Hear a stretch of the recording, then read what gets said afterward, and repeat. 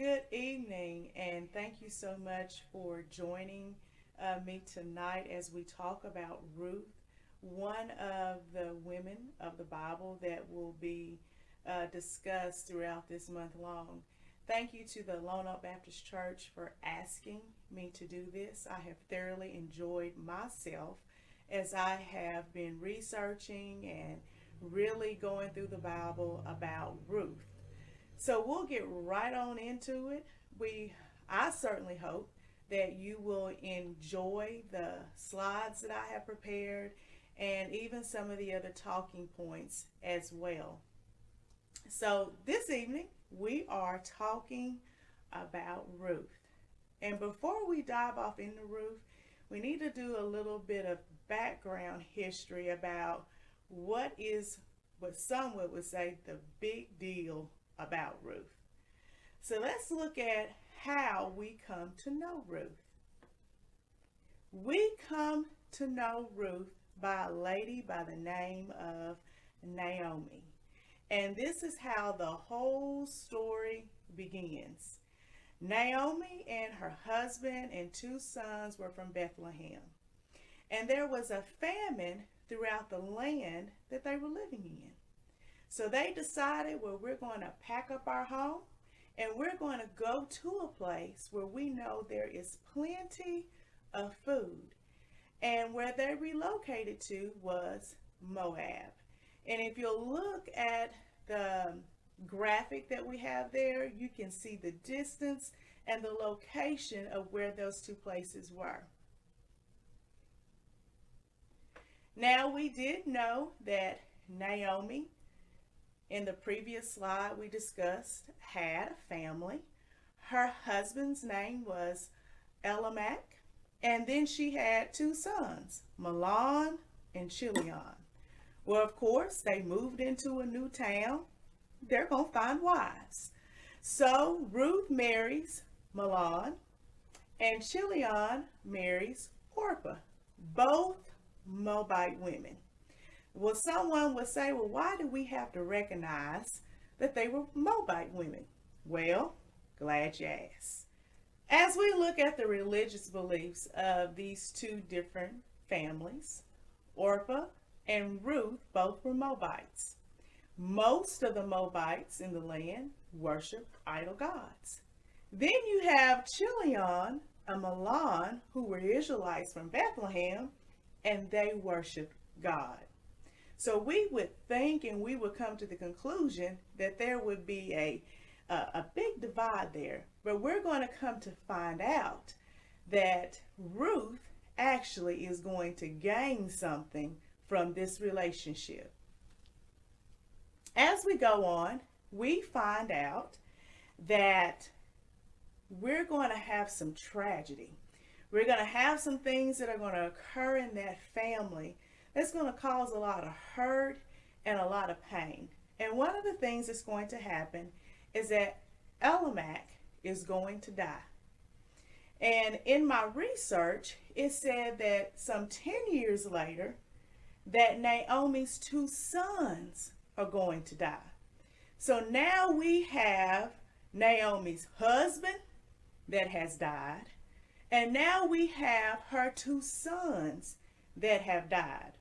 And if we're really looking at this, we now have all the women who are widowers, meaning they have no husbands to help take care of and provide for them. One would look at the story and think, uh-oh, doom and gloom. But we're going to come to find out that Ruth, because of her loyalty and her devotion, that Naomi gets a smile on her face again. So, as we move on, we find that the husbands have passed, and Naomi says to Ruth, and she says to Orpah, she says, y'all need to leave. Go ahead. Go back home. Go be with your families. I don't want you to stay here with me, because there's nothing that I can give to you. I'm a little bit older, probably not going to have any more children. And even if I did, my children It would take them some time to get old enough to even marry you. So go ahead, you all go and find other husbands. But what we find out is that both of the women in the beginning say, oh no, Naomi, we're going to stay with you. You're our mother-in-law. We want to be with you, and we're going to stay. Well, one did stay, and that was Ruth.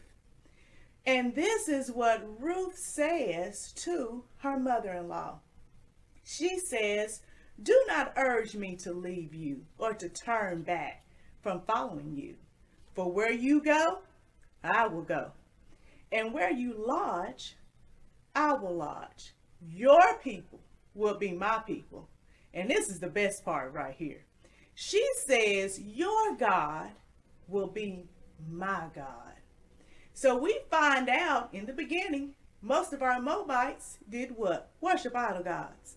So now Ruth has found the true and living God, and she is willing to follow her mother-in-law. So as we move on beyond her loyalty and her devotion, we come to the next part. This is where it gets really good for Ruth, Naomi, and a man called Boaz. It gets really good for them. It's called The Love Story Begins. And most people what? They love a good love story. But this love story is not only about the love between a man and a woman, but this love story is a spiritual love story. And it gets better and better as we go. So, we have Ruth. When we look in the Ruth, the second chapter and the second verse, it says, and Ruth, the Moabite, said to Naomi, let me go to the fields and pick up the leftover grain behind anyone in whose eyes I find favor. So we already have a plan here that Ruth knows that when she goes out to the fields, she's not just going out there just to pick up some grain. She's hoping she's going to find favor in someone's eyes. And I'm just led to believe that she wasn't thinking about just anybody. She wanted to find favor in someone's eyes that was respectful, that was going to be kind, that was going to be loving not only to her, but even to her mother-in-law. So this is where we come to Ruth, the second chapter, and the 5th verse. And it says, Boaz asked the foreman of his harvesters, whose young woman is that? So Ruth gets her wish. Someone notices her while she's out in the fields trying to gather grain left behind. She catches the eye of Boaz. So let's look at the questions and the answers. And these are the ones that I really love. The foreman replies and says, she is the Moabites who came back from Moab with Naomi. He goes on and says, she said, please let me glean and gather among the sheaves behind the harvesters. She went into the field and has worked steadily from morning till now, except for a short rest in the shelter. So what he's doing right here, this foreman, is talking about her character. He's talking about how she's a hard worker and how she's been there all day out there trying to gather grain. And what we find out is that he didn't have anything bad to say about Ruth. And I'm sure Boaz was probably thinking, well, I just wonder, what is he going to say about her? He was probably listening, wanting to see if he was going to say anything that was negative. And there was nothing negative that the foreman could say about Ruth. And this is when we come down to the threshing floor. Because as Boaz and Ruth began to get to know each other out there in the field, he makes some demands. And he says to the men out there, to the foreman, he says, you all watch over that one and make sure no man touches her. And anything that she gathers, anything that she wants, you let her have that.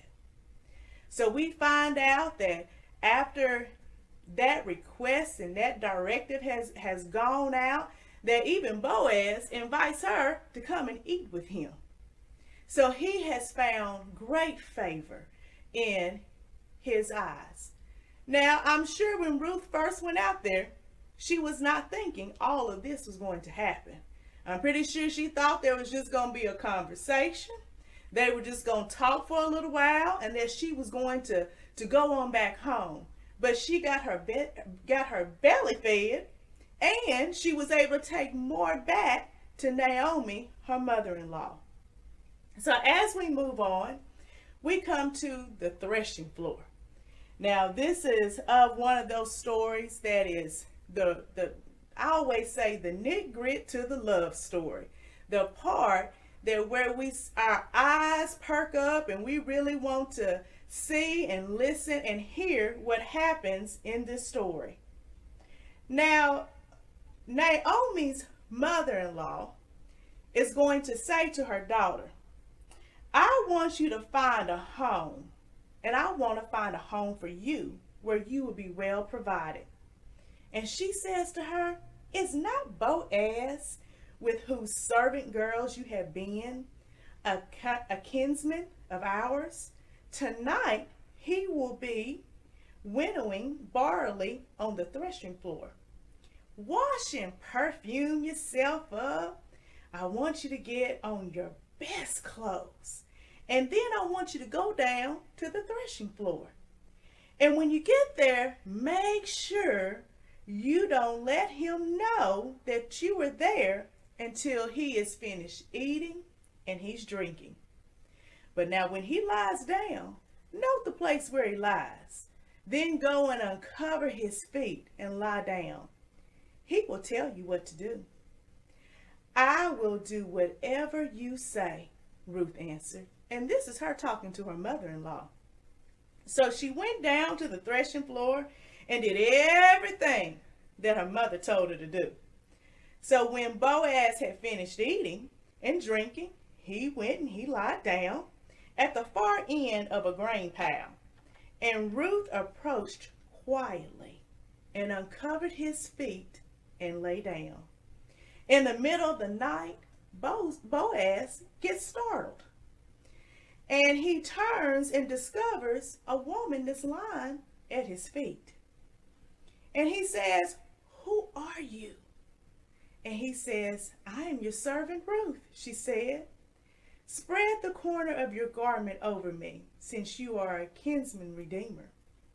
The Lord bless you, my daughter, he replied.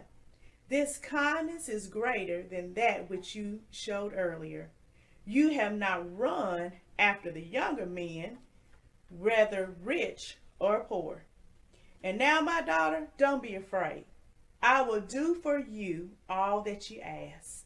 All my fellow townsmen know that you are a woman of noble character. So when we look at this, it wasn't really Ruth's looks. It was her noble character that caught his eye. And because of his noble character, he respected Ruth. While she was there at his feet, he respected her. He was kind to her and didn't do anything whatsoever to Ruth. But say this, stay here for the night, and in the morning, if it wants to redeem good, let him redeem. But if he is not willing, as surely as the Lord lives, I will do it. Lie here until the morning. So what he's speaking of there is that he's going to go ask on Ruth's behalf. He really wants Ruth, but he knows in that land, in those particular days, there was a procedure in which you had to go about this. So Boaz had to go back and he had to ask what they called the Redeemer as to whether or not he wanted Ruth. And if he wanted Ruth, he was going to have to take Ruth, the land, and all. So we find out that Boaz is going to go see the Redeemer. So when he goes to see the Redeemer, he asks him, and he says to the Redeemer, "Come over here, my friend, and sit down." So he went and he sat down. Boaz took 10 of the elders of the town and said, "Sit here." And they did so. Then he said to the kinsman Redeemer, "Naomi, who has come back from Moab, is selling the piece of land that belonged to our brother Elimelech. I thought I should bring the matter to your attention and suggest that you buy it in the presence of these seated here and in the presence of the elders of the people." Now Boaz knew what he was doing, because he knew that if he were to acquire the land, that he also had to acquire Ruth. So in other words, he was going to get a 2-for-2 deal. If you're really looking at this, he was going to get the woman, and he was also going to get the land. Well, we come to find out that as he's asking the Redeemer, he says, "If you will redeem it, do so. But if you will not, tell me, so I will know. For no one has the right to do it except you. And you know what? I'm next in line." So Boaz is already setting himself up for the take. "I will redeem it," he said. Then Boaz said, "On the day you buy the land from Naomi and from Ruth the Moabites, you acquire the dead man's widow," talking about Ruth, "in order to maintain the name of the dead with the property." At this is what happens. The kinsman redeemer said, "Oh, hey, I cannot redeem it because I might endanger my own estate." He tells Boaz, "You do it. You take it. You go on. You can have it yourself because I cannot." And this is the most special part right here that happens on the behalf of Ruth. This is what Boaz does. He makes it publicly known. He didn't gossip about it. He didn't tell his friend down the street. He makes it publicly known that he is going to acquire Ruth and the land. So, in doing that, Ruth has gained something, because he has announced this to all the elders. And he says this, "Today you are a witness that I have bought from Naomi all the property of Elimelech, Chilion, and Mahlon. I have also acquired Ruth the Moabite, Mahlon's widow, as my wife, in order to maintain the name of the dead of his property, so that his name will not disappear from among his family or from his hometown. Today, you are a witness." Now, most of the witnessing that we see between a man and a woman comes when we come inside of a church and they're getting married. Well, what Boaz is doing, he is telling everybody right now, hands off, she is mine. She belongs to me. So what did Ruth gain? Ruth gained Naomi. She gained protection. She gained a husband. And later on, we're going to find that she gained a son too. All of these things made Ruth and Naomi very happy people.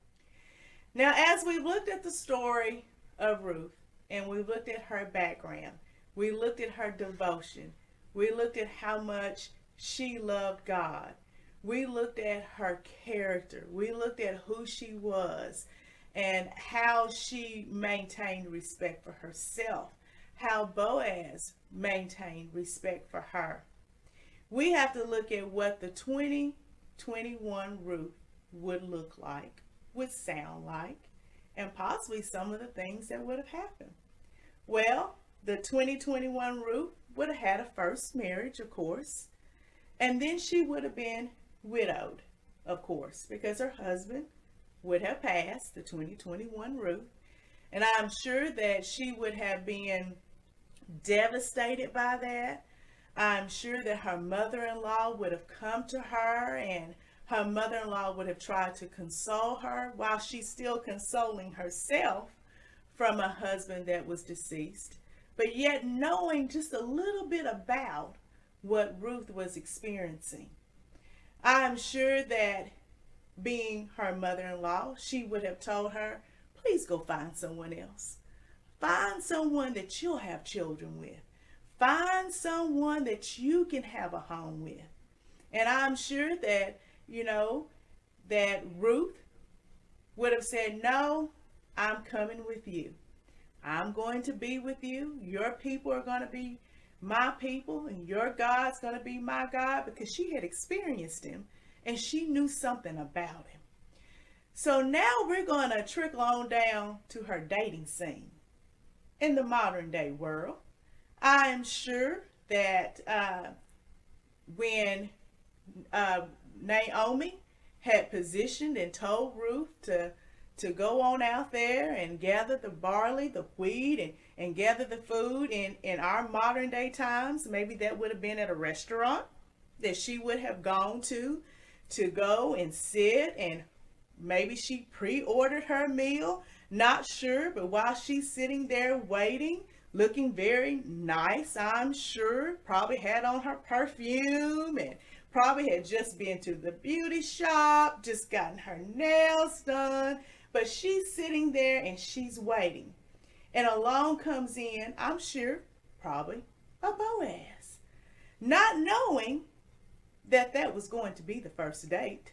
That a Boaz probably would walk in, sit down, start having casual conversation with her. Maybe they had a cup of coffee, not real sure, but this is your modern day Ruth for 2021. So as they begin dating, I'm sure he begins to inquire of her and begins to say, well, now I got to go find some more things out about her. And I've got to make sure that she's unspoken for, that she's not dating anybody else, and that she really wants to be my wife. So after that, I'm sure they probably have that second marriage, and they do get married. And they do begin to start to have that family. That's what the 2021 Ruth probably would look like. But now let's look at what the reaction would probably be. Because, we are in 2021, right? So we have to look at what would be the talk around town. Well, here we go. We have Twitter, we have Instagram, and we have Facebook. Someone probably took Ruth's picture while she and Boaz were at the restaurant having a casual cup of coffee talking. And I'm sure in 2021, that probably be the rumor, oh my, is that Boaz with Ruth? Isn't she the one her husband died here not that long ago? I'm sure that probably would be a conversation on Facebook or Twitter or Instagram. People just want to know because they saw, and then there's the picture that's out there. Well, taking this even further, it's the thing called the cell phone. I'm sure there were probably some text messages maybe for the 2021 Ruth. Maybe it was the hairdresser. Maybe it was the lady who did her nails. Maybe it was the lady who helped pick out her beautiful clothes. It could have even been the barber that had just freshly groomed Boaz. Who knows who it could have been? It could have been someone at church. It could have been someone at school that saw Boaz and Ruth and wanting to know, hey, what are they doing there together? So in the 2021 Ruth, we know that there are several opportunities to have these types of conversations. But even within those conversations, knowing the character of Ruth, I'm sure within those text messages they probably said, oh, you know that Ruth, she's of noble character. Oh, you know that Ruth, she's a sweet one. Oh, I'm sure probably one of the men probably said, she's a good one. She's a sweet, kind one. He's out on a date with a good one right there. I'm sure that probably may have been some of the conversation that they had, knowing the character of Ruth. Now, before I leave, I wanted to read you a story that really mimics what a 2021 Ruth would look like. This is not mine. I found this on the internet and thought it fit perfectly for our discussion for tonight. And it goes a little like this. When one Boaz, a guy named Ben, first noticed an attractive single girl, they were sitting at their local singles meeting. He saw that she was nodding as they listened to a great speaker. This Boaz said to his roommates who were at the Bible study with him, I bet that girl is a P31, code for Proverbs 31 woman. And they asked, well, how can you tell? He replied, I noticed that she nods when the speaker makes some deeper remarks. Her nods showed she was tracking with him and really hungry for the truth, the Word of God. Later, he discovered that his P31 woman, her name ironically, it was Ruth. During this first lengthy phone call, they told each other their life stories. As Ruth was sharing what she does and her passion to teach young people to choose and make the best choices, Ben realized that he needed to share with Ruth all about his mom's ministry.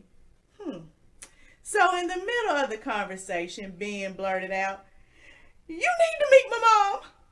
You have the same vision and passion. Ben recognized the heart of his own mom in a young woman. Consequently, I met Ruth, and she ended up with me in a speaking ministry with Virtuous Reality. A modern Ruth was discovered by the son of a woman who wrote a book about Ruth. Quote, quote, Lady in Waiting. Ruth had never read my book, which totally shocked Ben, because Ruth lived the very principles that I wrote about. A woman declares her heart, even through a simple nod during a Bible study. She also declares her heart when she shares what she is passionate about. To a Boaz, a passionate heart is captivating in the same way a beautiful dress looks on a woman. Boazes look for more than looks.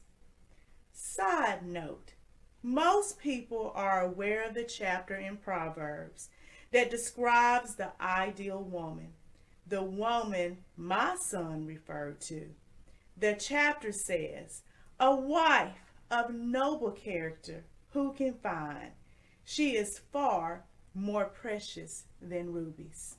And what we find in Ruth today is that through her loyalty, her devotion, the God she worshiped, the God that she served, that Boaz found his P31 in 2021.